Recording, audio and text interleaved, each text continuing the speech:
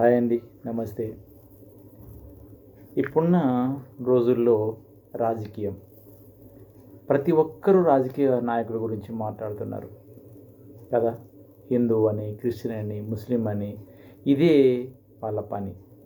కానీ సమాజంలో ఎన్ని సమస్యలున్నా కూడా ఆ సమస్యల గురించి ఒక్కరన్నా మాట్లాడతలేదు. అంటే మన వాళ్ళు ఏం చేస్తున్నారంటే ఆల్మోస్ట్గా డబ్బు. అసలు రాజకీయ నాయకుల ఉద్దేశం ఏంటో తెలుసా మీకు?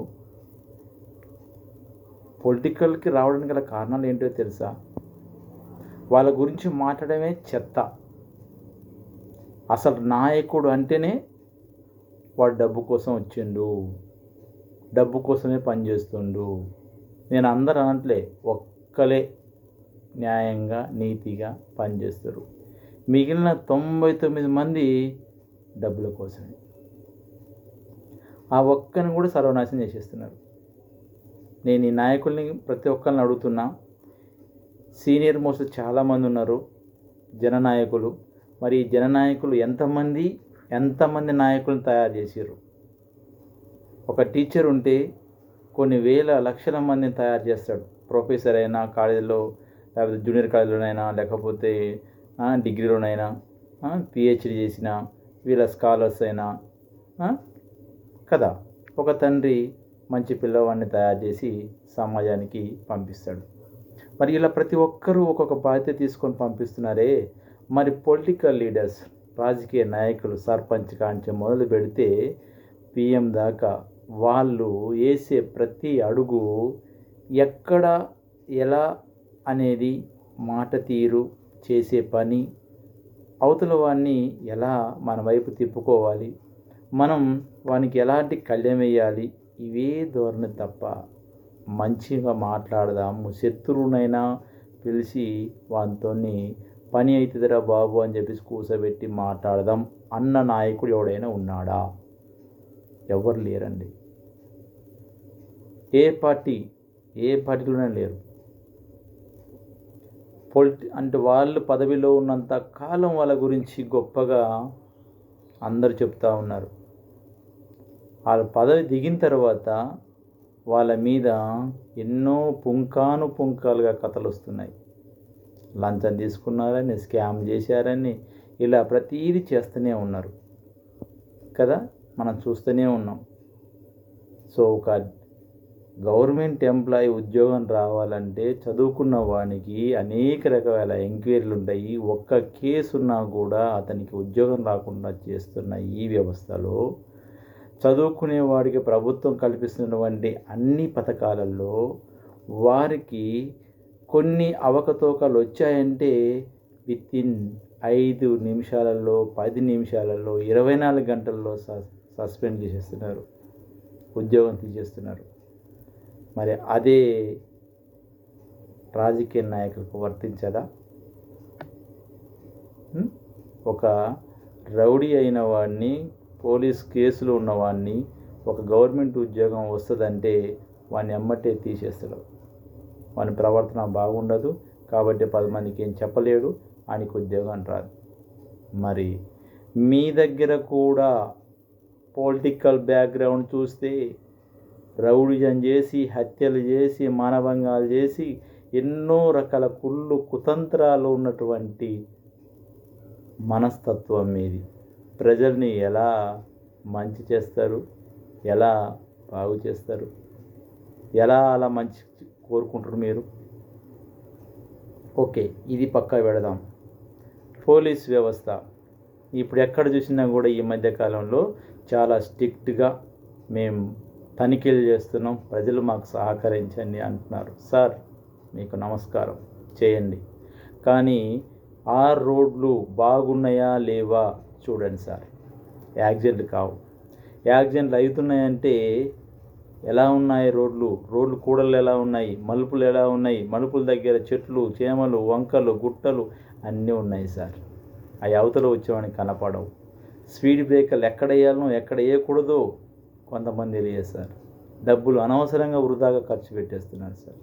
అది కూడా మీరు వాటిని చూడండి సార్. వేస్తున్నాం అంటే హెల్మెట్ లేదని ఈ నుంచి గంత దూరం పోయేటోని కూడా ఇంటి ముంగల పట్టుకొని కూడా ఒక స్టేషన్ గురించి స్టేషన్ ముందు నుంచే 4 సార్లు దిగేటోని కూడా పట్టుకొని హెల్మెట్ లేదు, పక్కన ఇల్లన్నా కూడా వదిలిపెట్టట్లేదు. అక్కడ కాదు సార్ చేయాల్సింది, హెల్మెట్ పెట్టుకోవాల్సింది కొంచెం దూరంలో, కొంచెం వీధి చివరిలో, లేకపోతే టౌన్కి ఎంట్రీలో, లేకపోతే టౌన్కు అవతలనో ఇలాంటి కొన్ని సూచనలు మీరు కూడా పాటిస్తే మేము మీకు సహకరిస్తాం, మీరు మాకు సహకరించండి సార్.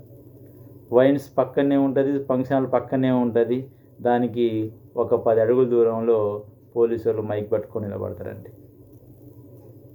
ఫంక్షన్ దావత్ ఆదివారం వచ్చే దావత్ తీసుకొని వస్తుంటారు కదా, మరి వాళ్ళని పట్టుకుంటారండి. ఇది ఎక్కడ న్యాయం? మరి మీరు నిజంగా స్ట్రిక్ట్గా రూల్స్ పాస్ చేసేవాళ్ళు, రూల్స్ పాటించే వాళ్ళు అయితే ఏం చేయాలి? అక్కడ వైన్ షాప్ ఉండొద్దు, లేదా అక్కడ ఫంక్షన్ హాల్ ఉండొద్దు. కొన్ని చోట్లల్లో వాటిని నిషేధించాలి. నిషేధించి వాడు తాగి వస్తుందంటే వాడిని పట్టుకోండి, దంచండి, తీసుకుపోయి కుమ్మండి, కేసేయండి, అంతే కదా. మరి వాటికి వర్తించని కొన్ని సిస్టంలో ఉన్నటువంటి రూల్స్ తాగి వచ్చినని పట్టుకుంటే ఏం ఉపయోగం ఉంటుందా? ఉండదు. అది అటుపోయి ఇటుపోయి ఎవరి మీకు వస్తుంది? సామాన్య ప్రజల మీదనే కేసులు అవుతున్నాయి, కానీ బాగా ధనికుల మధ్య అవుతున్నాయా? కావట్లేవు. దానికి ఎవరు మరి బాధ్యులు? కాకి డ్రెస్ వేసుకున్న వారు అందరికీ సమన్యాయం కావాలి, కానీ పార్షియాలిటీ చూపెట్టకూడదు కదా సార్. మరి ఎందుకు ఈ పార్షియాలిటీ?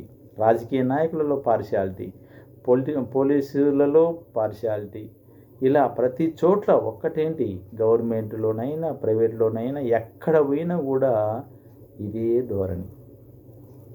ఫస్ట్ ఈ వ్యవస్థలో కొన్ని నిర్మూలించాలి. నిర్మూలించిన తర్వాతనే పోలీస్ వ్యవస్థ అయినా లేకపోతే ప్రజలైనా అందరూ బాగుండాలని అందరూ కోరుకుంటారు, సంతోషమే. కానీ మీ పై అధికారులు మీ మీద పెట్టే ప్రెషరు దాన్ని తీసుకొచ్చేసి సామాన్య ప్రజల మీద పెడుతున్నారు. అది కరెక్ట్ కాదు. మీరు చేసే ప్రతి పని మంచిదే, నేను ఒప్పుకుంటా. కానీ దాని తగ్గట్టుగా ఉన్నాయా లేవా? వాళ్ళు ఆర్గ్యూ చేస్తుంటే ఆవేశం మీద, కోపం మీద వాళ్ళు మాట్లాడుతుంటారు ప్రజలు. దానికి సమాధానం ఓపికగా చెప్పగల సత్తా మన దగ్గర ఉండాలి. ఉంటేనే మనం ఏ డ్రెస్ అయినా వేసుకోగలుగుతాం, ఏదైనా చేయగలుగుతాం. మౌనంగా ఉంటే కుదరదు. అవతల వాడిని బెదిరించడం కాదు, నవ్వుతూ సమాధానం చెప్పగలిగిన వాడు మాత్రమే ఆఫీసర్ అవుతారు ఆఫీసర్. లేకపోతే కోపంగా, ద్వేషంగా, కండెర్ర చేసి ఇది చేస్తా అనే బెదిరింపులు చేస్తే ఎవ్వరు భయపడే సమస్య లేదు ఇప్పుడున్న సిచ్యువేషన్లో. వాడు కాకపోతే వీడు కాకపోతే ఆడ అమ్మ మొగుడు అనే సినిమాలో డైలాగ్ చెప్తుంటారు చూసారా, అలా ప్రతి ఒక్కడు కూడా ఎదురొస్తూనే ఉంటాడు. ఏదో ఒక్కడ దొరికిపోతూనే ఉంటాం. మనిషి పదవిలో ఉన్నంతసేపే అహం అది దిగితే ఇక ఉంటుంది. అందుకనే దయచేసి ప్రజల కోసం మేలు చేసే ప్రతి ఒక్కరూ వాళ్ళకి నమస్కరిస్తున్నాను. కానీ వాళ్ళు చేసే ప్రతి విషయంలో కూడా కొన్ని రూల్స్ పాటిస్తూ, ఆ రూల్స్ ప్రకారంగా ప్రజల్ని చైతన్యవంతులు చేసుకుంటూ అదే మార్గంలో తీసుకుపోవడానికి మీరు పోతే ప్రతి ఒక్కరూ మీ వెంట నడవడానికి సిద్ధంగా ఉన్నారు ప్రజలు. ప్రతిదానికి కొన్ని విషయాలకి మనం పట్టించుకోవద్దు. ఫస్ట్ మన నోటు తీరు బాగుంటే అందరూ బాగుంటారు. నోరు మంచిదైతే ఊరు మంచిది అంటారు. ఊరే మంచిది కాకపోతే నోరు మంచిదైతే కాదు. నోరు మంచిదైతే ఊరు మంచిది అవుతుంది. అంటే నిన్ను చూసి రెస్పెక్ట్ ఇస్తారు, నేను నీ మాటలంటే అందరు ఇష్టపడతారు. ఇవాళ పిల్లలు కూడా పాఠశాలలో కూడా అందరూ భయంకరంగా మాట్లాడుతున్న కారణం టీవీ పెడితే బూతుల పురాణాలు ఎక్కడి చూస్తున్నాయి, ఎవరు మాట్లాడుతున్నారు? పెద్దవాళ్ళని చూసి చిన్నవాళ్ళు నేర్చుకుంటున్నారు. చిన్నవాళ్ళని కంట్రోల్ చేసే టైం దాటిపోయింది. పోలీసు వ్యవస్థలు కూడా వాళ్ళని కంట్రోల్ చేద్దామన్న ఆలోచన వాళ్ళకు కూడా లేదండి. కాబట్టి దయచేసి నా యొక్క విన్నపం, ప్రతి ఒక్కరు కూడా మీ డ్యూటీ చేసుకుంటూనే ఎంత కోపం ఉన్నా, ఎంత ద్వేషం ఉన్నా, అవతల వాడు ఎంత విసిగించినా సరే కంట్రోల్ యువర్ సెల్ఫ్. అదొక్కటే మనం చేయాల్సింది. అది ఎప్పుడైతే మనం చేయగలుగుతామో మనం అన్నిట్లో సక్సెస్ అవుతాం. ఇంకోటి మనకు అలా ఏలు పెట్టి చూపనివ్వకూడదు మనం.